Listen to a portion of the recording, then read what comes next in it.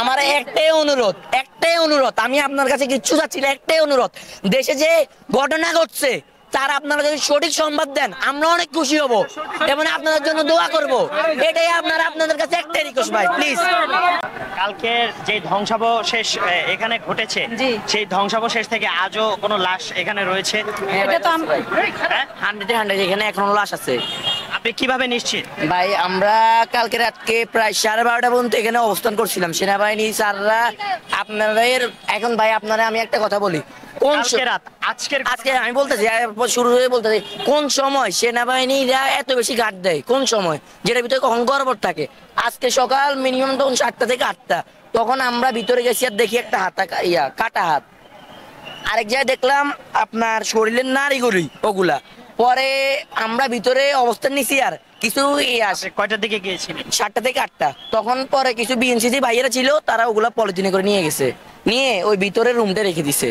এটা কেন? স্বাধীনভাবে আমাদের বাঁচার অধিকার নাই? 24-এর আন্দোলন আমরা কেন করছি? আমরা তো আগে পড়তাম ছোটকালে, এই দেশে জন্মে আমরা গর্ববোধ করি, এখন আমাদের বলা দরকার এই দেশে জন্মে আমরা ঘৃণা করি।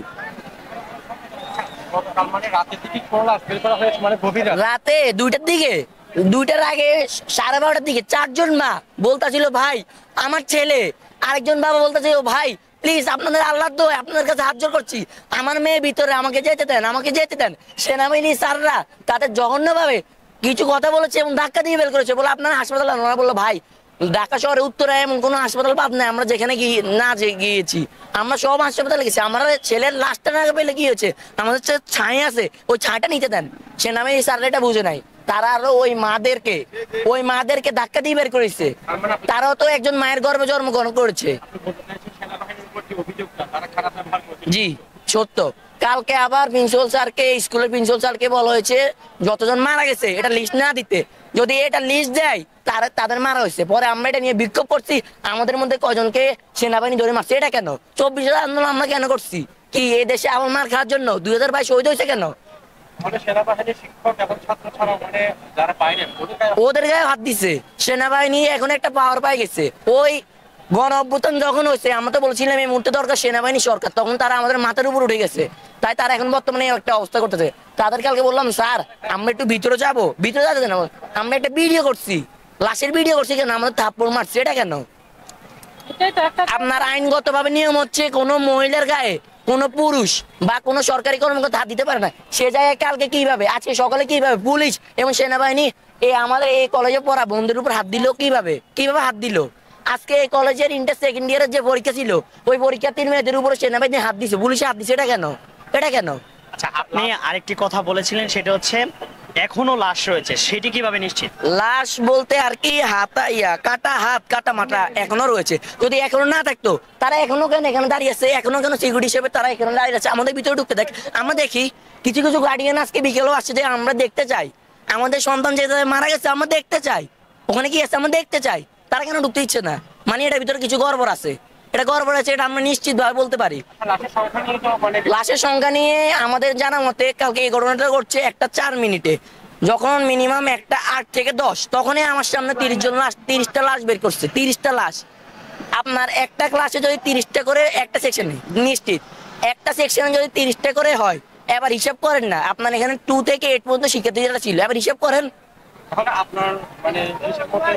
আমার হিসাব মতে আপনার নিহত হচ্ছে 100 আর আহতের সংখ্যা 200, এটা আমাদের মতে। আপনি কোন স্কুল বা কলেজে আছেন? আমি নোয়াখালীতে পড়ি, আমার বোন এই কলেজে পড়ে, আমি ওর সাথে এখানে আসছি। আমাদের বাসায় এই যেখানে আগুন লাগছে ওটার পিছনে। কালকে আমি এখানে সিঙ্গা নিতে আসছি, সময়টা তখন 1টা বরাবর 1টা। সিঙ্গা নিতে আসে আমি বাসার দিকে যাবো, তখন দেখছি এই ঘটনাটা, তারপর আমি সিঙ্গার রেখে দৌড়ে আসছি এখানে।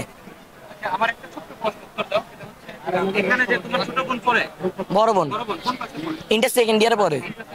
তোমাদের এইখানে এই স্কুলে প্রেজেন্টেশন করার জন্য অনলাইনে কোনো অ্যাপ বা ওয়েবসাইট ইউজ করে ওরা? হ্যাঁ এটা করে তো, আপনার একটা আছে ওটার মধ্যে ফিঙ্গার দেওয়া হয়, আমরা অধীনেও স্কুল কর্তৃপক্ষকে বলেছে না, গার্জিয়ানের কাছে না, স্কুল কর্তৃপক্ষের কাছে আছে। শুনেন আমাদের বাংলাদেশ তো এমন একটা জায়গা আছে অনেক উন্নত, এখন যদি ফিঙ্গার দেয় এটা তো স্কুলের ওয়েবসাইটে 1 ঘন্টা লাগবে না বের করতে, তারপর এই স্কুলরা বের করছে না। আমি জানি যে এটা ফিঙ্গার দিয়ে প্রেজেন্ট করা হয়, বা ছুটি হওয়ার পর গার্ডিয়ানের কাছে মানে মেসেজ যায়, গার্ডিয়ানের কাছে মেসেজ যায় যদি আপনার সন্তান আজকে স্কুল না, কিনা হ্যাঁ এটা মেসেজ যায়, এটা মেসেজ যায়। কোড নাম্বার থাকে, ওইরকম কোন অপশন এখানে এই স্কুলে আসছিল? আমার জানা মতে আর কি গার্ডিয়ানদের কাছে আপনার মেসেজ যায় যে আপনার সন্তান আজকে স্কুল আসে না বা আসছে, এরকম একটা মেসেজ যায়। এটার বাইরে আমি আর কিছু বলতে পারতেছি না। আর লাশের সংখ্যাটা যে কথা বলছেন, মানে লাশ এখনো আছে কিনা, আমি 100-100 দিয়ে বলতে পারি। এখনো যদি আমরা ভিতরে যাই, মাটি খুঁড়ি বা মাটি আশেপাশে খুঁজি, একটা হাত হইলেও আমরা পাবো। কেন তাহলে কালকে রাত 2টার দিকে কেন তারা সেনাবাহিনী অ্যাম্বুলেন্স নিয়ে আসছে? আসছে কেন? যদি কোনো গর্ব না থাকতো, কোনো বাহিনীর প্রধান 2টার দিকে কলেজে আসার কোনো কথা না। এটা আপনাদের কাছে আমার প্রশ্ন। আর আপনাদের নিয়ে আমার একটা প্রশ্ন আছে, ছোট্ট একটা প্রশ্ন, সেটা হচ্ছে আপনারা বিভিন্নভাবে বিভিন্ন কিছু চলছেন, আমি আপনাদের কথা বলছি না। এক এক জায়গায় লেখা থাকে যে উত্তরা ডিয়াবাড়ি মাইলস্টোন কলেজে আজকে আহত 12 জন। যমুনা টিভির কথা বলি, গণ অভ্যুত্থানে বাংলাদেশের সর্বপ্রথম চ্যানেল হচ্ছে যমুনা টিভি। সে যমুনা টিভি আবার আমাদের সাথে বাটপাড়ি করেছে। কালকে এত কষ্ট করে বলছিলাম ভাই দেখেন আপনাদের মতো সাংবাদিকরা মারছে, তারা এটা ভিডিও করছে, এটা তারা দেয় নাই। আবার লেখছে কি মাইলস্টোন কলেজে আহত 20 জন, নিহত 30 জন। এটা কেন? এটা কি কোনো ইয়ে আছে বলেন? আপনারা আমার কাছে, আপনাদের কাছে আমার এটাই জবাব, বলেন আপনারা এটা কেন করছেন? বাংলাদেশে যদি স্বাধীন সরকারের পিআইজিআর থেকে না ঠিক আছে ভাই, আপনার কথা ঠিক আছে, আপনারা যদি এটা তো প্রশাসনের লোক থেকে বলা।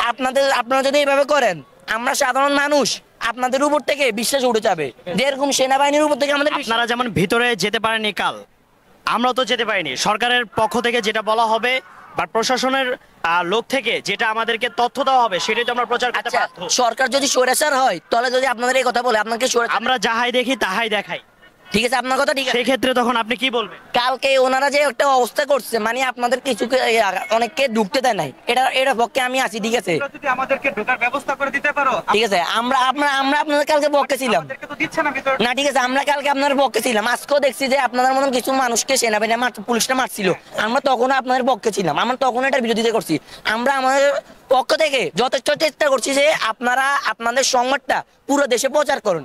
আর বাকিটা চেষ্টা হচ্ছে আপনাদের উপর, যে দেশের জনগণ জানুক দেশের কি পরিস্থিতি, দেশের পুলিশটা সেনাবাহিনীরা কি করছে, কি ক্ষতি করছে মানুষের। কালকে 2টার দিকে যে লাশ গুম করতেছে, এটা জবাব কে দিবে? প্রশাসন দিবে না সেনাপ্রধান দিবে? আচ্ছা, আরেকটা প্রশ্ন, তোমার বাসা তো কাছে। হ্যাঁ, কালকে রাত্রে এখানে অ্যাম্বুলেন্স নিয়ে অনেক লাশ নিয়ে চলে গেছে, এরকম একটা গুজব উঠেছে বা গুজব না, এটা সত্যি। এটা আমার কাছে প্রমাণ আছে। আমি তো এখন মোবাইল আনি না, মোবাইল আমরা আপনাদের ফুটেজটা দেখাতাম। এটা এটা যদি আপনার 100 না 200-300% আমি শিওর এটা হচ্ছে। 2টা বাজে যখন এটা হচ্ছে, আমাদের বাসা তো কাছে, যখন হট্টগোলা আওয়াজটা শুনছি, আমরা দৌড়ে আমি আর আমার বড় ভাই বেরোয় আসি, দেখি অ্যাম্বুলেন্স। পরে হোস্টেলের দরজা ভাঙে অনেক বড় ভাইরা যারা এবার এসএসসি পরীক্ষা দিচ্ছে, তারাও বেরোয় আসে। অ্যাম্বুলেন্সের 4 কিনে ছিল, সেনাবাহিনী ছিল। রাতে 2টার দিকে সেনাবাহিনী 50 জনের মতো, পুলিশে এত, আনসার এত, কি করছে এটার ভিতরে? আপনারা আমার কাছে বলেন এতজন এখানে কি করে? তখন এই যে মাইলস্টোন ট্র্যাজেডিতে যে লাশ যে গুম করা হয়, এটার যে কোনো একটা রিজন তো থাকার কথা। তো আপনি কি ধারণা করেন যে আমার মতে হচ্ছে যে সেনাবাহিনীর এই বিমানটা ধ্বংস হচ্ছে, এই ধ্বংসের কারণে যতগুলা লাশ মানে মরে গেছে, তাদের এই মানে মারার এই সংখ্যাটা সেনাবাহিনীর গায়ে তো পড়বে যে সেনাবাহিনীর কারণে আজ এই জায়গায় এতজন মানুষ মারা গেছে। তাই সেনাবাহিনীরা তাদের নাম গুজব করতে তারা এই সব বিমান বাহিনী কালকে বিমানে করে আপনার মনে হয় আমার মতে 20 জন মানুষ নিছে, সাদা কালার বিমানে করে। সবুজটাতে করে নিছে পাইলটে, দ্বিতীয়টা করে 20 জন মানুষ নিছে আমাদের সামনে। আপনি সর্বশেষ বলতে চাচ্ছেন যে এইখানে এখনো আপনি একদম পরিপূর্ণ নিশ্চিত যে এখানে লাশ রয়েছে? হ্যাঁ, এটা আমি 100-এ 300-তে বলছি, এখানে লাশ এখনো আছে। আচ্ছা, আস্তে আস্তে আমি একটা কথা বলি। আপনারা বলছেন যে এখানে লাশ নাই, যদি লাশ না থাকে আমাদের ভিতরে ঢুকতে দেখ, আমরা দেখি লাশ আছে কিনা নাই, আমরা ভিতরে ঢুকতে চাই, আমরা চাই। আচ্ছা, আমরা তো বাইরের মানুষ, আমরা ঢুকতে চাই না। যে মা বাবা সন্তান মারা গেছে, যে মা বাবা সন্তান পায় না, তাদের ঢুকতে দেখ। কালকে 12:30টার দিকে যে মা বাবার বলছে ভাই আমার ছেলে, বাবা আমার মেয়ে, একটু ঢুকতে দাও, তাদেরও তো ঢুকতে দাও না, এটা কেন বলেন? আপনার কাছে আমার জবাব বলেন। এক মা তো বলছিল যে বাবা আমি সাইটেও দেন, এটা কেন? আপনার এক ব্যাগে 4 জন 5 জন করে বাতিয়া সে লাশ নিচ্ছে, এটা কেন? কি সরকারের থেকে বরাদ্দ দেয় অনেক, একটা লাশের জন্য একটা ব্যাগ। কালকে বুঝেন, কালকে রাতকে 12:30টার দিকে আসছে। অনেক মা বাবা আছে, আপনার কান্তাছে লাশ আপনার কালকে আমার কালকে রাতে কালকে আমার এক মায়ের সাথে কথা হয়েছে, ওনার দুই ছেলে, এক ছেলে এক মেয়ে, দুজনে ক্লাস 3-তে পড়ে এই স্কুলে, দুজনকে তিনি পাই নাই, তিনি অস্থির হয়ে গেছে, তার বাবা নাই, তিনি অস্থির হয়েছে, তিনি একলা পুরো মেডিকেল টেডিকেল সব কিছু এখানে বসে কারণ আমি বললাম আন্টি কেন কারণ করছেন, বাবা আমি তখন গোসল করতে আসছিলাম, শুনলাম নাকি এখানে বিস্ফোরণ হচ্ছে, আমি দৌড়ি আসছি, এখন আমার ছেলে বা মেরে পাইতাছি না, হাসপাতালে ঘুরছে, তিনি সেনাবাহিনীর কাছে হাতজোড় করছে, এমনকি এখানে যে বিএনসিসি বাইরে ছিল তাদের কাছে হাতজোড় করছে, তারা বলে আন্টি জান আমরা কিছু করতে পারবো না। আপনার পূর্ণ পরিচয়টা যদি একটু আমার যদি প্রকাশ করতেন। না না না না না এটা ঠিক না, পরিচয় আমার নাম নির্জন, আমার বাড়ি নোয়াখালী লক্ষ্মীপুরে, আমি ক্লাস 9 ঠিক পড়ি। না কিন্তু আপনারা যে দূর হয়ে গেছে কথা নেই আর আগের মতো স্বৈরাচারের শিকার না হন এবং আপনারা দেখেন মাঝখানে বাধ্য ছিলাম, এরকম বাধ্যতা আপনারা থাকেন না। মাঝখান দিয়ে যমুনা টিভি যেভাবে নাম কামাইছে, আমি চাই আপনারা যত নিউজ চ্যানেল আছেন আপনারাও দেশের 1 নম্বর নিউজ চ্যানেল হয়ে দেখান। এই নিউজটা জানেন এখানে এখন যেটা নিছেন এটা আপনার নিজে আসে, আপনি প্রতিনিধি হিসেবে এটা নিছেন না? অবশ্যই আপনি এটা কালকে যদি উপস্থাপন করতে পারেন তাহলে সঠিক নিউজটা সারা বাংলাদেশে চলে যাবে এই মঞ্চ থেকে। অবশ্যই এটা তো এখন Thank you উত্তরে very so much. এখানে তো এটা উত্তরে চলতেছে, নোয়াখালী চাঁদপুর ফেনী, কেউ জানতেছে না এখানে কি হইতেছে। অনেকে আমার আছে বলেছে, আমার এক আত্মীয় উনি বলতেছে এখানে নাকি 20 জন মারা গেছে, তুমি এখানে কি করতেছো, তুমি চলে আসো। আমি বলি এখানে 100 মারা গেছে।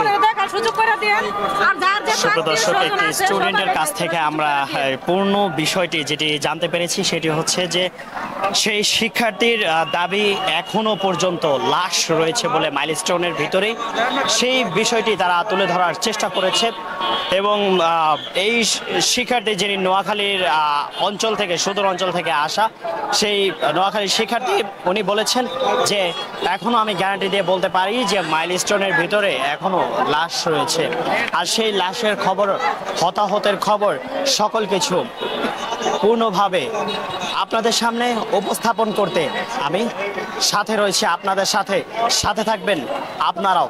নাদিম শেখ আদর, ইনফিনিটি টিভি নিউজ, ঢাকা।